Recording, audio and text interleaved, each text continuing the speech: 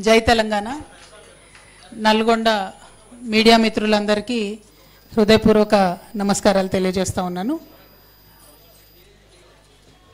నల్గొండ జిల్లా అంటే మనందరికీ తెలిసిందే, ఎంతో చరిత్ర కలిగినటువంటి జిల్లా.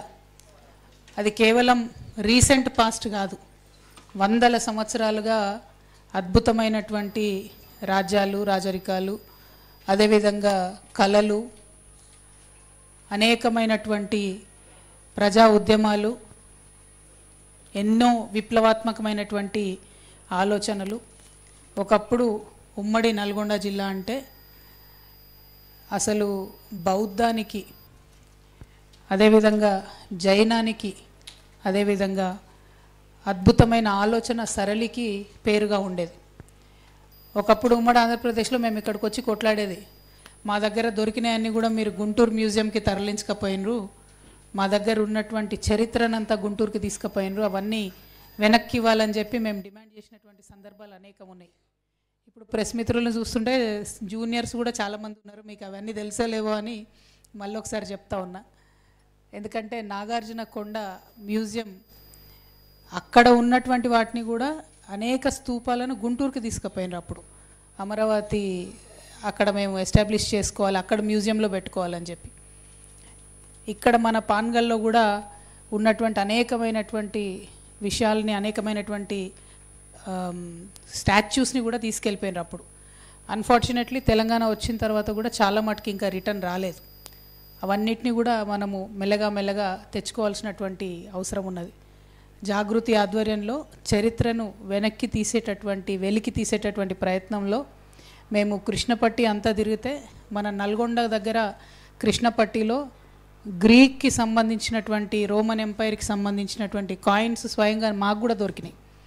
చిన్న చిన్న స్టోన్స్ చూస్తే 60,000 ఏండ్ల చరిత్ర ఉన్నటువంటి ప్రాంతంగా నల్గొండను మనము చూసుకోవడం జరిగింది.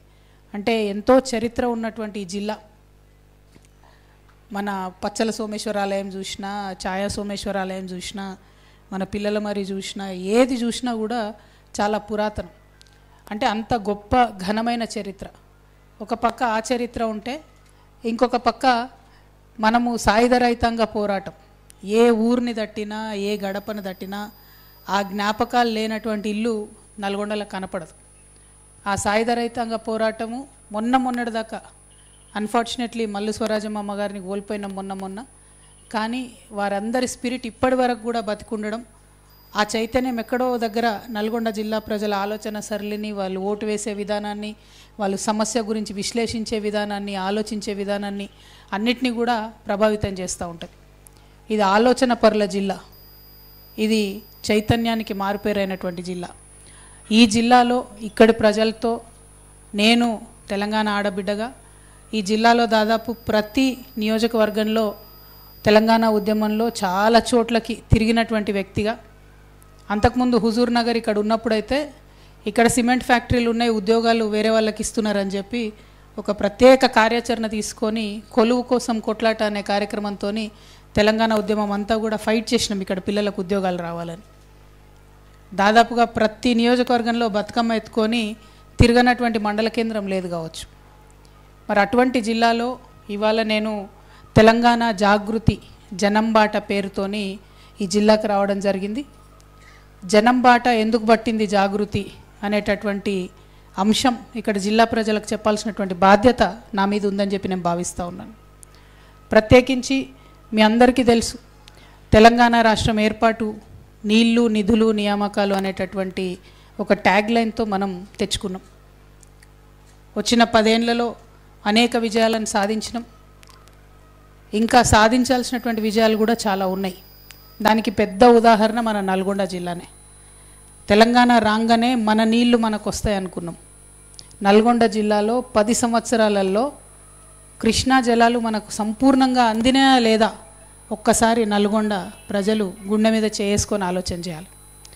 నల్గొండ అంటే ఏముంటుంది, మనకు సాగర్ నుంచి వచ్చే నీళ్లు ఉంటాయి, ఎలిమినేటి మాధవరెడ్డి గారి దగ్గర నుంచి ఆ ప్రాజెక్ట్ నుండి వచ్చే 2.5 లక్షల ఎకరాలు అది ఉంటుంది పారకం. డిండి పూర్తి అయితే 3.5 లక్షల ఎకరాలు పారుతుందని అనుకుంటాం. ఇక మూసి నిన్న మొన్న ముఖ్యమంత్రి గారు మొదలుపెట్టిన తక్కువ పారకం ఉన్నా కూడా మూసి ఎస్ఎల్బిసి ఆ టనలు పూర్తయితే దాని నుంచి వచ్చేటటువంటి ప్రాజెక్టులు పూర్తయితే 3.5 లక్షల ఎకరాలు దాంతో రావాలి. ఎస్ఆర్ఎస్పి స్టేజ్ 2తోని కొంత పారకం ఉంటుంది. తర్వాత కొంత కాళేశ్వరంతో అంటే ఉమ్మడి నల్గొండ జిల్లాలో గంధమల్ల బసవపూర్ ఇవన్నీ అయితే దానికి, అట్లనే దేవాదులతోని ఇంకొంత పారకం ఉంటుంది. గోదావరి కొంత పాగం ఉన్నా కూడా మేజర్ డిపెండెన్సీ కృష్ణ. మరి 12 ఏళ్లలో 10 ఏళ్ళు బీఆర్ఎస్ పాలన, 2 ఏళ్ళు కాంగ్రెస్ పాలనలో కృష్ణా నదీ జలాలను మనం తెచ్చుకోగలిగినామా? ఈ ప్రశ్న ఖచ్చితంగా నల్గొండ జిల్లాలో ఉన్న ఆలోచన పరులు తమను తాము అడగాల్సినటువంటి అవసరం ఉంది. ఇవాళ జాగృతి పేరుతో జనం బాట పట్టడానికి కారణం ఏంటంటే, నాగార్జున సాగర్ కిలోమీటర్ దూరంలో డ్యామ్ కనబడుతుంటుంది, నీళ్లు కనబడుతుంటుంది. 4 నుంచి 5 మండలాలకు చుక్క నీరు ఉండదు. నెల్లికల్ లిఫ్ట్, చిన్న లిఫ్ట్ అయిపోతే 25,000 ఎకరాలకు 4 మండలాల ప్రాంతంలో నీళ్ళు వస్తాయి. అడిగేటోడే లేదు. 12 ఏళ్ళు అవుతుంది. 2024లో వరద వచ్చి కొట్టుకపోయింది. అది కొంచెం 2 ఏళ్ల నుంచి ఏం పని అవుతలేదు. అంతకుముందు కాంగ్రెస్ గవర్నమెంట్ కేసీఆర్ గారిని తిట్టిపోసింది, ఏం పనులు అవుతలేవు మా నల్గొండలో, ఏం పనులు అవుతలేవు మా నల్గొండలని. మరి మీరు వచ్చి 2 ఏళ్ళు అయింది కదా, సమస్యలు తీరినాయా? బీఆర్ఎస్ ఉన్న సమస్యలు ఉన్నాయి, కాంగ్రెస్ వచ్చిన సమస్యలు ఉన్నాయి. అంటే దీని మాకు అర్థమైంది తెలంగాణ జాగృతి నుండి, అడిగే వాళ్ళు ఒకరు ఉండాలి, నిరంతరం ప్రభుత్వాల మీద ఒత్తిడి పెట్టే వాళ్ళు ఒకరు ఉండాలి. దానికోసమే జాగృతి జనం బాట కార్యక్రమం తీసుకున్నాం. నిన్న నెల్లికల్ పోయినాం, సుంకిశాల క్యాన్సిల్ అయింది. సుంకిశాల అయితే మరీ దారుణం. హైదరాబాద్కు 50 ఏండ్ల దహార్తిని తీర్చడానికి సుంకిశాలను సెకండ్ ఆల్టర్నేట్గా పెట్టుకుంటామని చెప్పి అప్పుడు కేటీఆర్ గారు వచ్చి ఓపెనింగ్ చేసిండ్రు. మొన్న 2024లో వచ్చిన వరదకు ఎంత ఘోరం అంటే మొత్తం రిటైనింగ్ వాళ్ళు కొట్టుకపోయింది. అయితే కాంగ్రెస్ గవర్నమెంట్ వచ్చింది అప్పటికే. ఆ రిటైనింగ్ వాళ్ళు కొట్టుకపోతే కనీసం ప్రభుత్వం బయటికి చెప్పలే వార్త. అసెంబ్లీ నడుస్తుంది, వార్త ప్రభుత్వం బయటికి చెప్పలే.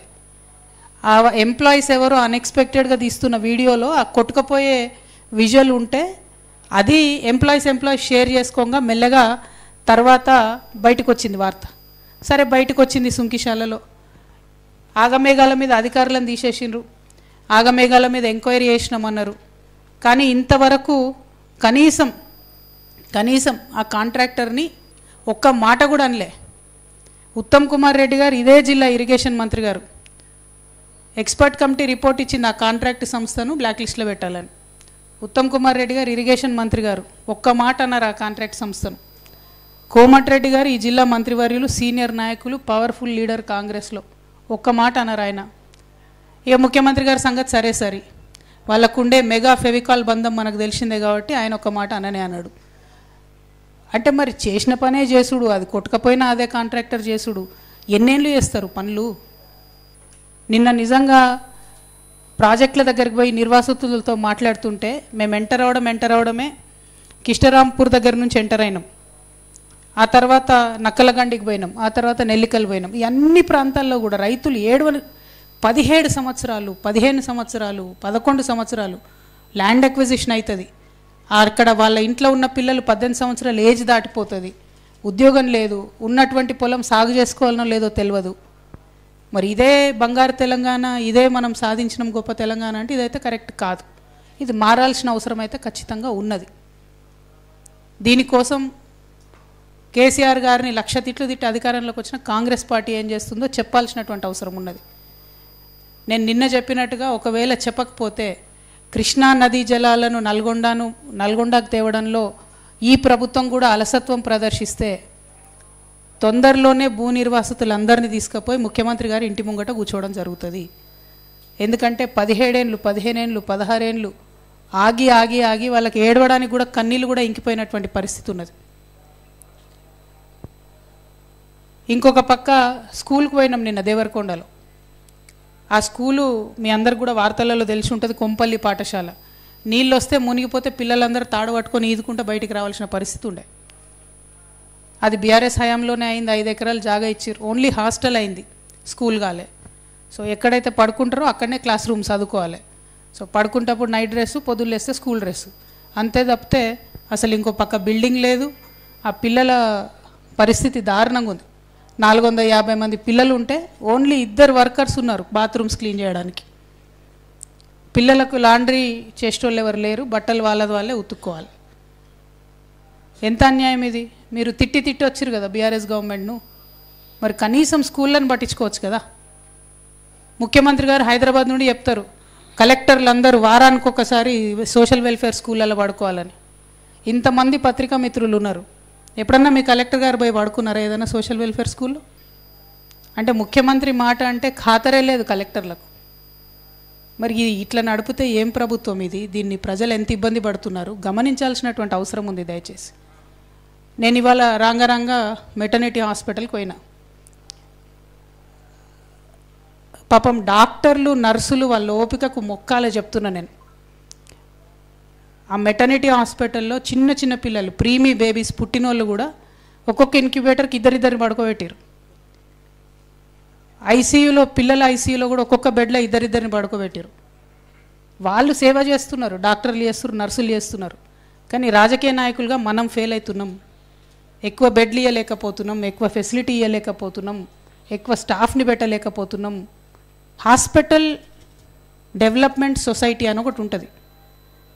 ఇది నేను ఎక్కడ పోయినా హాస్పిటల్ ఎందుకు పరిశీలిస్తున్నా అంటే రోజు ఉండే ఖర్చులు ఉంటాయి హాస్పిటల్లో, హ్యాండ్ క్యాష్ అవసరం అవుతుంది. ఇక్కడ 770 పడకల హాస్పిటల్ నల్గొండలో మేనేజ్ చేయాలంటే 1,25,000 రూపాయలు అవుతుంది నెలకు.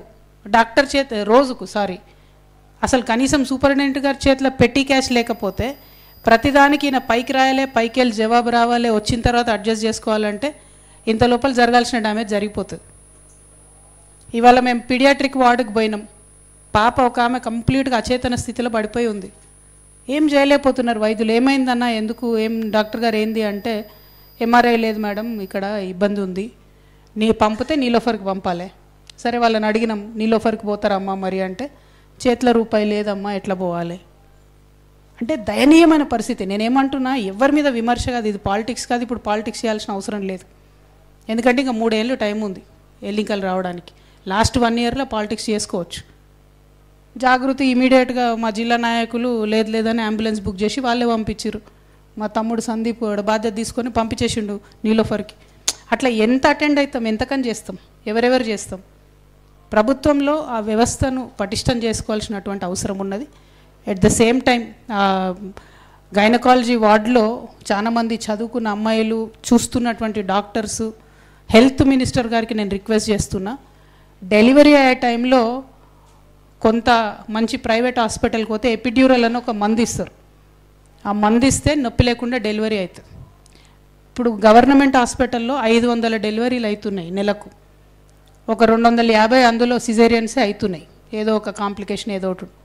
ఇంకొక 250 మంది మాత్రం ఇంకా ఆటవిక కాలంలో, మందులు లేని కాలంలో ఏదైతే ప్రసవ వేదన ఆడబిడ్డలు పడ్డారో అదే వేదన బిడ్డలు కానేటప్పుడు ఇక్కడ పడే పరిస్థితి ఉన్నది.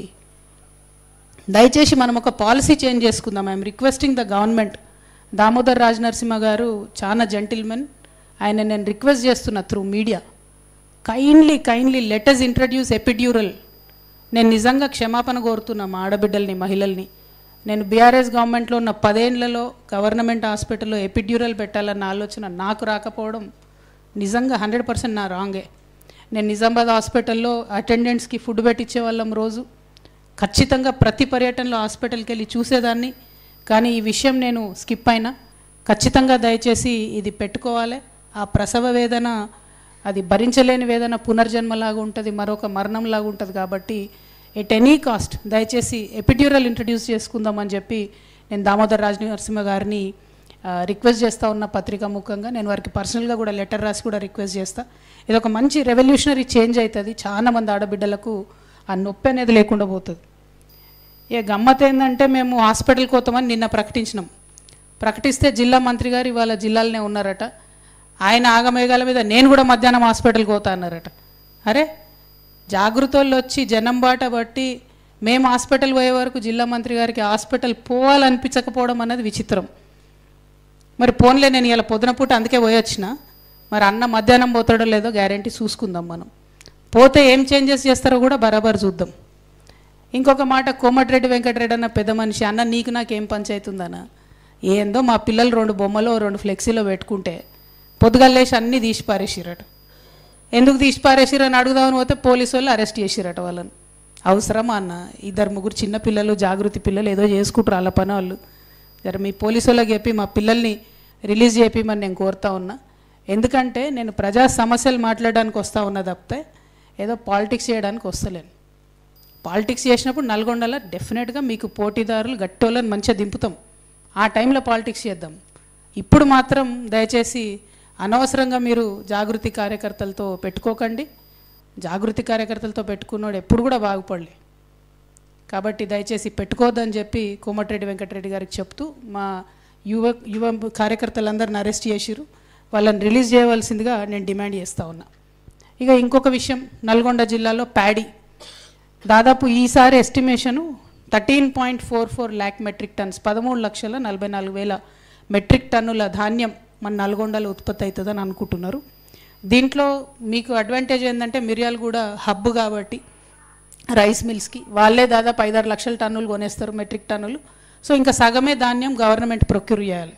ఓకే, గవర్నమెంట్ ఇచ్చుకున్న టార్గెట్ 6.3 lakh మెట్రిక్ టన్స్ కొనాలి, 6,30,000 మెట్రిక్ టన్నులు.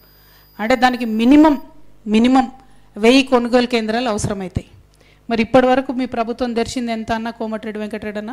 375 కేంద్రాలు తెరిచారు. అందులో 1,00,000 టన్నులు కూడా కొనలే ఇప్పటి వరకు. అంటే దీని వెనుక సీక్రెట్ ఏంది, మతలబ్ ఏంది అంటే మీరు కొనరు, ఆలస్యం చేస్తారు, ఇంత లోపల మధ్యవర్తులు వచ్చి అగ్వసగ్వ కొనుక్కపోవాలి, దాంతో మీరు బోనస్ ఇచ్చేటటువంటి అవసరం నుంచి తప్పించుకుంటారు.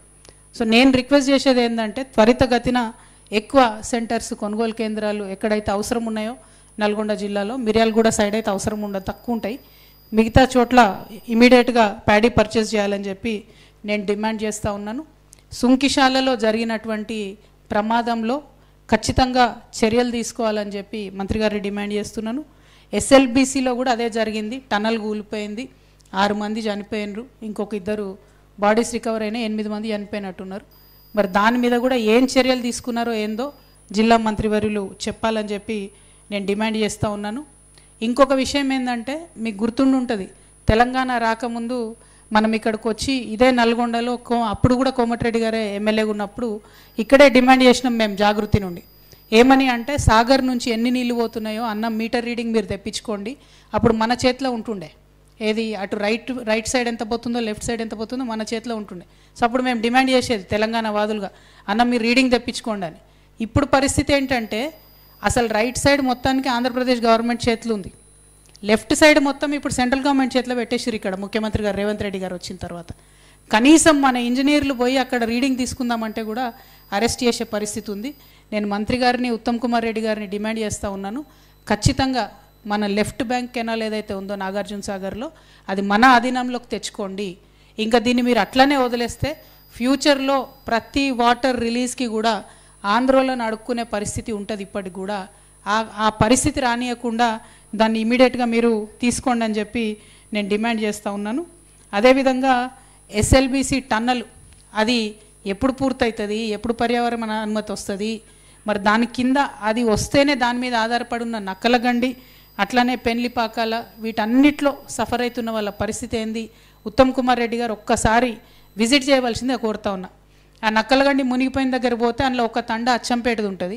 అచ్చంపేట కలెక్టర్ గారికి ఫోన్ చేస్తే వెంటనే ఆయన నేను వచ్చి విజిట్ చేస్తా అని చెప్పారు. ఈ నల్గొండ దిక్కు కూడా 2 తండాలు ఉన్నాయి, మరి దానికైతే ఇంతవరకు కనీసం ఎంఆర్ఓ కూడా పోలేదట. నేను నల్గొండ కలెక్టర్ గారిని రిక్వెస్ట్ చేస్తూ ఉన్నాను, ఆ 2 తండాలు, ఒకటి మోత్యానాయక్ తండ, ఒకటి నక్కలగండి తండ, ఈ 2 తండాలను కూడా దయచేసి విజిట్ చేయండి. విజిట్ చేసి వాళ్ళకున్న సమస్యల్ని అర్థం చేసుకోవాలని చెప్పి కోరుతా ఉన్నా. ఇక డిండి సంగతి అయితే మనము చెప్పనే అవసరం లేదు, అది కొనసాగుతూనే ఉన్నది, అది ఎవరు వచ్చినా కొనసాగుతూనే ఉన్నది. Very unfortunate. కానీ దీన్ని మనము తొందరలోనే మంచిగా చేసుకోవాల్సినటువంటి అవసరం ఉన్నది. ఆ డిండిలో కూడా శివన్నగూడెం కావచ్చు, సింగరాయపల్లె కావచ్చు, గొట్టిముక్కలు కావచ్చు, ఇవన్నీ కూడా ఒకటికొకటి లింక్డ్ ఉన్నాయి. దయచేసి అందులో చిన్న సమస్యలు ఉన్నాయి. కిష్టరాయపల్లె దగ్గరికి నిన్న పోయి వచ్చినాం, ఇంకా చాలామంది ల్యాండ్ అక్విజిషన్ కాలే. వీటన్నిటికీ పరిష్కారం ఏంటంటే జిల్లా కలెక్టర్ గారో జిల్లా మంత్రి గారో విజిట్ చేస్తే మీరు జనంలోకి పోతే సమస్యలు అవే ముందుకు పోతాయి, కానీ కనీసం పోతలేరు. అదే మా బాధ. సో జిల్లా మంత్రివర్యులు ఖచ్చితంగా విజిట్ చేయాలి ఈ సైట్స్ అని చెప్పి నేను డిమాండ్ చేస్తూ ఉన్నాను. అదేవిధంగా ఈ గవర్నమెంట్ అధికారంలోకి రాకముందు బీఆర్ఎస్ మీద అనేక విమర్శలు చేస్తూ భూదాన్ భూములన్నీ కూడా మీరు తినేసిరని చెప్పారు. మేము రాగానే భూదాన్ భూములన్నీ రీక్లెయిమ్ చేస్తామన్నారు. మరి ఏం చేస్తున్నారు ఇంతవరకు? భూదాన్ భూములు ఎక్కడ పోయినాయని చెప్పి ఇవాళ జాగృతి తరఫున మేము ప్రశ్నిస్తూ ఉన్నాం. ఈ 2 ఏళ్ల సమయంలో భూదాన్ భూములు వెనక్కి తీసుకోవడానికి ఏం కార్యాచరణ చేసిరో జిల్లా ప్రజలకు వివరించి చెప్పాలని కూడా ఈ సందర్భంగా నేను డిమాండ్ చేస్తూ ఉన్నా. అదేవిధంగా మిర్యాలగూడ సైడు దామర్చర్లలో యాదాద్రి పవర్ ప్లాంట్లో మరి 5 యూనిట్లు యాక్చువల్గా వర్క్ కావాలి. 4000 మెగావాట్ల ఉత్పత్తి లక్ష్యంతో ప్రారంభించుకున్నటువంటి ప్లాంట్లో కేవలము 2 యూనిట్లు ఇప్పుడు పనిచేస్తున్నాయి 1600 మెగావాట్లతో. మిగతా ఎప్పుడు పూర్తయితే దయచేసి ముఖ్యమంత్రి గారు ప్రజలకు చెప్పాల్సినటువంటి అవసరం ఉంది. ఇక రెండో విషయం, అక్కడ లోకల్లో వీర్లపాలెం అనేటటువంటి ప్రజలు, పాపం ఊర్లో ప్రజలు వాళ్ళు భూమి అంతా ఇచ్చారు, వాళ్ళకి ఇంటికొక ఉద్యోగం ఇస్తామన్నారు. ఇంతవరకు దాని గురించి మాట్లాడతలేరు. వాగ్దానం బీఆర్ఎస్ వాళ్ళు చేసి ఉండొచ్చు, కానీ పూర్తి చేయాల్సింది ప్రభుత్వంగా మీరే కాబట్టి దాని విషయంలో మీరు క్లారిటీ ఇవ్వాలి. ఇంకా కూడా అక్కడ కాంపెన్సేషన్ రాని వాళ్ళు ఉన్నారు కాబట్టి ఆ విషయాన్ని కూడా ఆలోచించాలని చెప్పి నేను కోరుతా ఉన్నాను. అదేవిధంగా ఇలా పొద్దున మేము నిన్న మిర్యాలగూడెంలో నైట్ స్టే చేసినాం.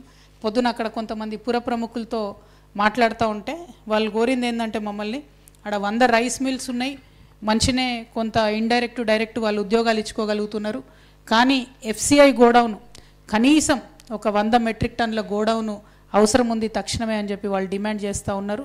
అదేవిధంగా ఇప్పుడు దామర్చర్ల పవర్ ప్లాంట్ వచ్చిన తర్వాత మిర్యాలగూడెం టౌన్ కూడా బిజీ అయిపోయింది. ముందేసుకున్న రింగ్ రోడ్డు పాతగా అయిపోయింది కాబట్టి ఇప్పుడు ఇంకొక కొత్త ఔటర్ రింగ్ రోడ్ కావాలని మిర్యాలగూడ ప్రజలు కూడా డిమాండ్ చేస్తూ ఉన్నారు. ఒక ఇండస్ట్రియల్ హబ్ పెట్టడానికి 5000 ఎకరాలతోని అంతకుముందు ప్రణాళికలు చేసిండ్రు.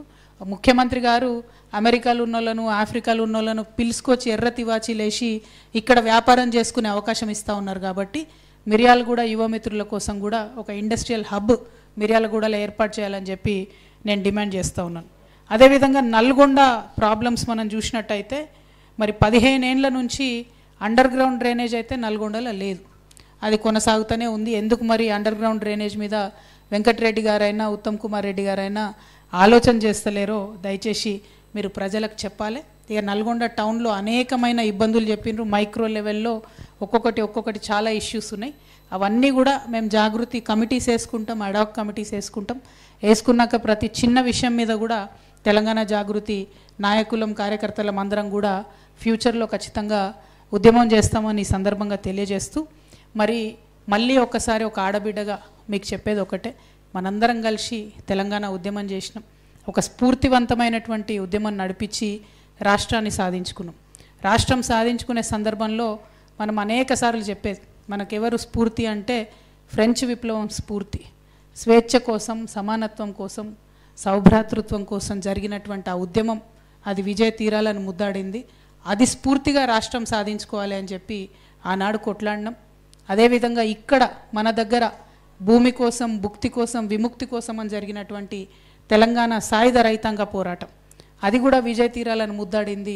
తద్వారా హైదరాబాద్ రాష్ట్రానికి స్వతంత్రం వచ్చింది, మనం భారతదేశంలో విలీనమైనం, రాచరికం నుంచి ప్రజాస్వామ్యంలోకి పరిణితి చెందగలిగినాం. మరి ఆ తర్వాత తెలంగాణ ఉద్యమం వచ్చింది, నీళ్ళ కోసం, నిధుల కోసం, నియామకాల కోసం. సరే పాక్షికంగా సాధించుకున్నా కూడా ఇప్పుడు నేను బలంగా నమ్మేది, తెలంగాణ జాగృతి సంస్థగా మేమందరం నమ్మేది ఏంటంటే సామాజిక తెలంగాణ రావాల్సిన అవసరం ఉన్నది. సామాజిక తెలంగాణ సాధన కోసం తెలంగాణ జాగృతి పోరాటం చేస్తుంది. సామాజిక తెలంగాణ రావాలంటే మేము అనుకున్నటువంటి అంశం ఏంటంటే అవకాశం, అధికారం, ఆత్మగౌరవం. ఇప్పటి వరకు అవకాశం రాజకీయంగా రాని వాళ్ళకు అవకాశం రావాలి, తద్వారా వాళ్ళకు అధికారం రావాలి, తద్వారా వాళ్ళ ఆత్మగౌరవం నిలబడాలి. ఇవాళ నిజంగా ఆలోచిస్తే మనకున్న పాపులేషన్లో మైనారిటీస్ ఎంతమంది ఉన్నారు, వాళ్ళు ఎంతమంది పబ్లిక్ రిప్రజెంటేటివ్స్ ఉన్నారు, ఆడబిడ్డలు ఎంతమంది ఉన్నారు, వాళ్ళు ఎంతమంది పబ్లిక్ రిప్రజెంటేటివ్స్ ఉన్నారు, బీసీలు ఎంతమంది ఉన్నారు, వాళ్ళు ఎంతమంది పబ్లిక్ రిప్రజెంటేటివ్స్ ఉన్నారు. రాజకీయం ఒక పక్కన పెడితే వ్యాపారవేత్తలు తీసుకోండి, పెద్ద పెద్ద వ్యాపారవేత్తల్లో అసలు ఎస్సీస్ ఎంతమంది ఉన్నారు, ఎస్టీస్ ఎంతమంది ఉన్నారు. సామాజిక గౌరవం విషయంలో ఎవరికి దక్కుతుంది గౌరవం ఈ రాష్ట్రంలో? తెచ్చుకున్న తెలంగాణ భౌగోళిక తెలంగాణ అయితే సరిపోదు, సామాజిక తెలంగాణ రావాల్సిందే. దానికోసం తెలంగాణ జాగృతి ఖచ్చితంగా ప్రయత్నం చేస్తుంది. దానికి అనేక మార్గాలు ఉంటాయి. అందులో ఒక మార్గం బీసీల కోసం 42% పోరాటం చేయడం. అది కేవలం లోకల్ బాడీ ఎలక్షన్స్ కోసమే కాదు, ఎమ్మెల్యేలలో, ఎంపీలలో, ముఖ్యమంత్రులుగా రేపటి నాడు బీసీలు ఉండాలి ఈ రాష్ట్రంలో అని బలంగా నమ్మేటటువంటి సంస్థ తెలంగాణ జాగృతి. ఇవాళ ఎమ్మెల్యేలుగా, ఎంపీలుగా ఎస్సీ ఎస్టీలు అవుతున్నారు, ఎందుకంటే అంబేద్కర్ గారు వారికి రాజ్యాంగబద్ధంగా రక్షణ ఇచ్చిండ్రు కాబట్టి. కానీ వారిని అంతకన్నా పైకి మనం తీసుకెళ్ళగలుగుతామా? వాళ్ళు ఎమ్మెల్యేలు, ఎంపీలు అయినంత మాత్రాన కుల వివక్ష లేకుండా ఇప్పుడు కొనసాగుతుందా మన రాష్ట్రంలో? రేపటి నాడు సామాజిక తెలంగాణ అంటే గౌరవం దక్కాల్సిందే. ఈ రాష్ట్రంలో అనేక ఎగ్జాంపుల్స్ ఉన్నాయి. ఎంపీలు, ఎమ్మెల్యేలుగా ఉన్నటువంటి దళిత ప్రతినిధులను యాదాద్రి సాక్షిగా ముఖ్యమంత్రి గారు పైన చైర్లో కూర్చొని కింద చైర్లో ఉప ముఖ్యమంత్రి గారిని కూర్చోబెట్టిన ఉదంతం మన కళ్ళ ముందు కనబడుతున్నది. దళితుల పట్ల, గిరిజనుల పట్ల, ఆదివాసీల పట్ల, ఆడబిడ్డల పట్ల, డబ్బు లేనటువంటి పొలిటికల్ బ్యాక్గ్రౌండ్ లేని యువత పట్ల ఇంకా కూడా వివక్ష కొనసాగుతుంది. అది మారాలంటే అనేక మార్గాలు ఉంటాయి. ఒకటి బీసీలకు రిజర్వేషన్లు, 2 విద్యార్థులకు యూనివర్సిటీలలో మళ్ళీ ఎన్నికలు రావాలి. దానికోసం జాగృతి ప్రయత్నం చేస్తుంది. చంద్రబాబు నాయుడు గారి హయాంలో ఆనాడు విద్యార్థుల ఎన్నికలను రద్దు చేసిండ్రు. ఇలా కొత్త లీడర్స్ ఏడికెళ్ళి వస్తారు? जो ऑलरेडी सियासत में है उनके बिटिया या बेटे सियासत में आते, नए लोगों को कैसे बनाने वाले प्लेटफॉर्म जो है वो यूनिवर्सिटीज़ है. अब यूनिवर्सिटीज़ में वो प्लेटफॉर्म बंद कर दिए तो जो ऑलरेडी सियासत में है उन्हीं के बच्चे वापस सियासत में आते. नए नए बच्चे जिनको पॉलिटिकल बैकग्राउंड नहीं है उनको अगर पॉलिटिक्स में लाना है तो स्टूडेंट यूनियन इलेक्शंस कंडक्ट होना इस स्टेट में बहुत ही ज़रूरत है. ख़वातीनों का एम्पावरमेंट के लिए, चाहे वो फाइनेंशियल हो चाहे पॉलिटिकल हो, उनके लिए अलग अलग काम लेना है. उनके लिए एक लीडर नाम से प्रोग्राम तेलंगाना जागृति ने लॉन्च किया है. We will train our women. మా ఆడబిడ్డలకు శిక్షణ ఇస్తాం. ఎందుకంటే రేపు పొద్దున 69 మంది ఆడబిడ్డలు ఎమ్మెల్యేలు అవుతారు. డీలిమిటేషన్ అయితే ఉమెన్ రిజర్వేషన్ వస్తే ఒక 65 నుంచి 69 మంది ఆడబిడ్డలు ఎమ్మెల్యేలు అవుతారు. వాళ్ళకు ప్రతి నియోజకవర్గంలో శిక్షణ ఇస్తాం. ఇవాళ జాగృతి జనంబాట కార్యక్రమంలో భాగంగా మేము జాగృతి సంస్థను బలోపేతం చేసుకుంటాం. జిల్లాలలో ఉన్నటువంటి సమస్యల్ని చూసుకుంటాం. అక్కడ ఉన్నటువంటి నాయకులను ఐడెంటిఫై చేసుకుంటాం. వాళ్ళని దగ్గరికి తీసుకుంటాం. వాళ్ళకి శిక్షణ ఇస్తాం. వాళ్ళని ఎంపవర్ చేస్తాం రేపు పొద్దున పొలిటికల్గా, ఫైనాన్షియల్గా వాళ్ళు ముందుకెళ్ళడానికి. ఇట్లా కొన్ని దీర్ఘకాలిక లక్ష్యాలతో పనిచేస్తున్నాం. కొన్ని తక్షణం సాధించుకునేటటువంటి అంశాలు ఉన్నాయి. ఉదాహరణకి ఇవాళ నేను హాస్పిటల్కి పోయినా ఎంఆర్ఐ లేదు అన్నారు. ఆ ఎంఆర్ఐ మెషిన్ తెచ్చేంత వరకు మేము ప్రయత్నం చేస్తాం. అంటే చిన్నవి పెద్దవి అని కాదు, ప్రతి అంశాలను కూడా తీసుకొని ముందుకు వెళ్తూ ఈ జనంబాట కార్యక్రమం మేము పూర్తి చేసుకుంటూ ఉన్నాం. మరి అనేక విషయాల్లో మాకు మా జర్నలిస్ట్ మిత్రుల సహకారం అందిస్తూ ఉన్నారు. మా డిజిటల్ మీడియా మిత్రులు సహకారం అందిస్తూ ఉన్నారు. ఏ జిల్లాకు పోతే ఆ జిల్లా ఇంటి ఆడబిడ్డ వచ్చినట్టుగా హారతి ఇచ్చి వెల్కమ్ చేసి మరి పెద్ద ఎత్తున సహకారం అందిస్తున్న ప్రజలందరికీ కూడా ధన్యవాదాలు తెలియజేస్తూ, నల్గొండ జిల్లాలో చాలా సక్సెస్ఫుల్గా ఇప్పటివరకు కార్యక్రమాలు జరిగినాయి. దీని తర్వాత కొంతమంది మన జిల్లా మేధావులతో సమాలోచన కార్యక్రమం ఉన్నది. ఆ తర్వాత లైబ్రరీ మోస్ట్ ప్రాబ్లీ వెళ్తాం అనుకుంటున్నా. కాకపోతే లైబ్రరీలో ఉండాల్సిన మా యువమిత్రులందరూ కూడా అరెస్ట్ చేసి పెట్టిరు. మరి ఆ ప్రోగ్రామ్ ఉంటుందో ఉండదో తెలియదు, బట్ లైబ్రరీకి కూడా వెళ్ళాలి. అట్లా ఇంకా కొన్ని కార్యక్రమాలు ఉన్నాయి ఈరోజు కూడా. వాటిని అల్టిమేట్గా గోల్ ఒకటే, పర్పస్ ఒకటే, ప్రజా సమస్యలు ప్రభుత్వం దృష్టికి తీసుకురావాలి, ప్రభుత్వం మీద ఒత్తిడి పెంచాలి, తద్వారా పరిష్కార మార్గాలు వెతకాలి. Thank you. జై తెలంగాణ, జై జాగృతి.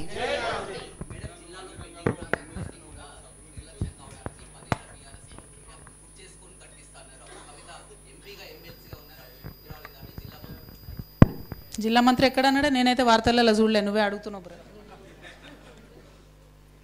మీరు అడిగితే మీరు అడుగురి, మంత్రి గారి పేరు ఎందుకు వాడుతురు మధ్యలో? ఎనీవే, విషయం ఏంటంటే అనేక చోట్ల ఎక్కడైతే మన ప్రాజెక్టులు కడతా ఉన్నారో అక్కడ నిర్వాసితులు సఫర్ అవుతున్న మాట వాస్తవం. అది వేరే ప్రభుత్వం బీఆర్ఎస్ చేసిన తప్ప, కాంగ్రెస్ చేసిన తప్ప అని మనం తూతూ అయిపోయి అనుకుంటూ కూర్చుంటే వాళ్ళు సఫర్ అయ్యేటోళ్ళు సఫర్ అయితేనే ఉంటారు. నేను రిక్వెస్ట్ చేసేది అదే జిల్లా మంత్రుల్ని. మీ జిల్లా నుంచే ఉత్తమ్ కుమార్ అన్న కూడా ఉన్నారు, మీ ఉమ్మడి జిల్లా నుంచి, కాబట్టి ఆయనను కూడా రిక్వెస్ట్ చేసేది ఒకటే, దయచేసి మీరు ప్రాజెక్ట్ సైట్స్ విజిట్కి పోండి. అక్కడి ప్రజల దుఃఖాన్ని మీరు కళ్ళతో చూడండి. చూస్తే పరిష్కరించాలనేటటువంటి తపన మీకు కూడా రావచ్చేమో అని చెప్పి నేను భావిస్తూ ఉన్నాను. చాలా కష్టాలలో ఉన్నారు, వాటిని తీర్చండి. మళ్ళీ చెప్తున్నా, నేను తప్పు ఎవరు చేసినా తప్పే, అది బీఆర్ఎస్ చేసినా తప్పే, కాంగ్రెస్ చేసినా తప్పే, జాగృతి చేసినా తప్పే. ఇవాళ బీఆర్ఎస్ తప్పు చేసింది కాబట్టి కాంగ్రెస్ని గెలిపించారు ప్రజలని కాంగ్రెస్ వాళ్ళు చెప్తున్నారు పదే పదే. అట్లాంటప్పుడు వీళ్ళు కూర్చొని వీళ్ళు కూడా తప్పులు చేస్తే వీళ్ళని మార్చి ఇంకొకరిని గెలిపిస్తారు. కాబట్టి ఆ పరిస్థితి తెచ్చుకోకుండా ప్రజా సమస్యల విషయంలో తక్షణమే స్పందించాలని ప్రభుత్వాన్ని కోరుతాం.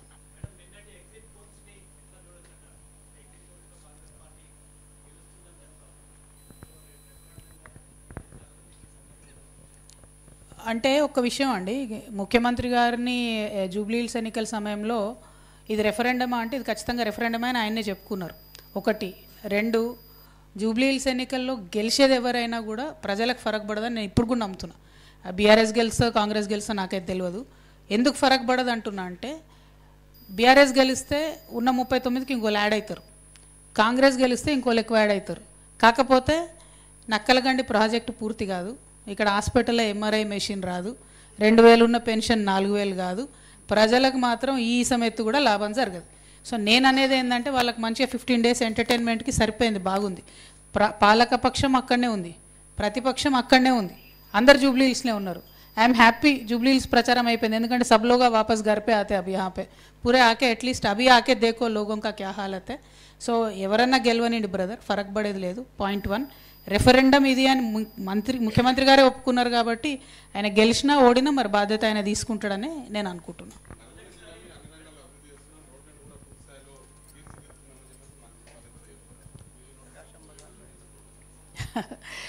చెప్తున్నా కదా, మైక్రో లెవెల్లో చాలా ఇష్యూస్ ఉన్నాయి నల్గొండలో. ఫస్ట్ ఇష్యూ, ప్రజల ఆరోగ్యం బాగుండాలంటే ఏ టౌన్లో అయినా సరే అండర్ గ్రౌండ్ డ్రైనేజ్ ఉండాలి. 15 ఏళ్ళ నుంచి ఇక్కడ పెండింగ్ అవుతుంది. మరి ఇక్కడ మంత్రివర్యులు అయితే ఈయన చాలా పాపులర్ మంత్రివర్యులే, గట్టిగా మాట్లాడి పని తీసుకోదగ్గ వ్యక్తే అని మేమైతే హైదరాబాద్లో అనుకుంటాం, మీ నల్గొండలో ఏమనుకుంటారో నాకు తెలియదు. కానీ మరి అట్లాంటి వ్యక్తి కాబట్టి తక్షణమే immediate focus under ground drainage మీద పెట్టండి. మీరు రోడ్లేసుడు కాదు, రోడ్ కింద కూడా మురుగు ఎట్లా పోతుంది అన్నది చాలా ఇంపార్టెంట్. ఎందుకంటే ఇప్పుడు ఇగ్నోర్ చేస్తే ఇంకా 30 ఏళ్ళకు పాపులేషన్ డబుల్ అవుతుంది, భయంకరమైన రోగాలు వస్తాయి. కాబట్టి మీరు రోడ్ల మంత్రిగా ఉన్నారు కాబట్టి రోడ్ల కింద వ్యవస్థ ఫస్ట్ బాగా చేసి మీద రోడ్లు వేస్తే బాగుంటుందని నేను కోమటిరెడ్డి అన్న గారిని రిక్వెస్ట్ చేస్తున్నా. అంటే ఇది ప్రజల ఇష్యూ, నా పర్సనల్ ఇష్యూ కాదు, ప్రజల ఇష్యూ. కాబట్టి నల్గొండలో డెఫినెట్గా అండర్ గ్రౌండ్ డ్రైనేజ్ ఉండాలి. ఒకటి. రెండు, ఇక రోడ్ల విషయంలో నాకు చాలా విషయాలు తెలిసినాయి. ఇక అది మాట్లాడితే పాలిటిక్స్ అవుతాయి. వేసిన రోడ్లు వేసిరని, మళ్ళీ అక్కడక్కడనే తిప్పిరని, అవసరం లేని 2-3 ఆల్టర్నేటివ్స్ వేసిరని, ఇవన్నీ డబ్బుల కోసం వేసిరని ఇక చాలామంది చాలా చెప్పిర్రు. నాకు వచ్చేటప్పుడు మాకు ఎవరో ఒకరు మీలాంటి పత్రికా మిత్రులు ఇన్ఫర్మేషన్ ఇస్తారు కదా, చాలా చెప్పిండ్రు. అవన్నీ పాలిటిక్స్, అవి పక్కన పెడదాం. ప్రజలకు అవసరమైంది మాత్రం అండర్ గ్రౌండ్ డ్రైనేజ్ నల్గొండలో అది వేయాలి.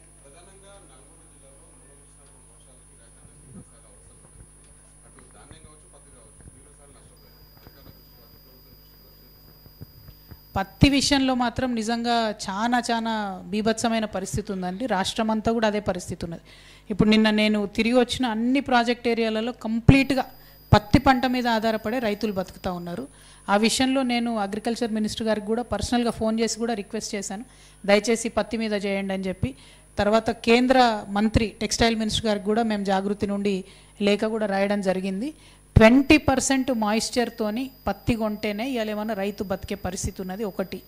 రెండు, 1 ఎకరానికి 7 క్వింటాలని కొత్త రూల్ సడన్గా పెట్టిండ్రు. ఎందుకు పెట్టిర్రు అన్నది అర్థమవుతలేదు. అది తీసేసి పాత రూల్ ఏదైతే ఉందో 12 నుంచి 13 క్వింటాలు కొనేది అదే రూల్కు పోవాలి. దానివల్ల మాత్రమే రైతుకు లాభం అయ్యేటటువంటి పరిస్థితి ఉన్నది. ఇక పత్తి మార్కెట్కి తీసుకొచ్చినప్పుడు తేమ శాతం మీద విపరీతమైన ఇబ్బంది పెడుతున్నారు. అదే సాయంత్రం అయ్యేకల్లా బ్రోకర్లు కొంటారు, భయంకరమైన తేమ ఉన్న కొంటారు, మళ్ళీ అది కూడా సీసీఐకే పోతుంది లాస్ట్ వరకు. సో ఆ మ్యాచ్ ఫిక్సింగ్ అన్నది మనందరికీ తెలుసు. కానీ డైరెక్ట్గా మార్కెట్ యార్డ్కి వచ్చేటటువంటి రైతులకు మాత్రం ప్రభుత్వం చేయూతనియాలి. అట్లీస్ట్ 20% తేమ శాతం వరకన్నా యాక్సెప్ట్ చేయాలి అని చెప్పి నేను మళ్ళొక్కసారి పత్రికా ముఖంగా ప్రభుత్వాన్ని డిమాండ్ చేస్తూ ఉన్నాను. Thank you. జై తెలంగాణ, జై జాగృతి.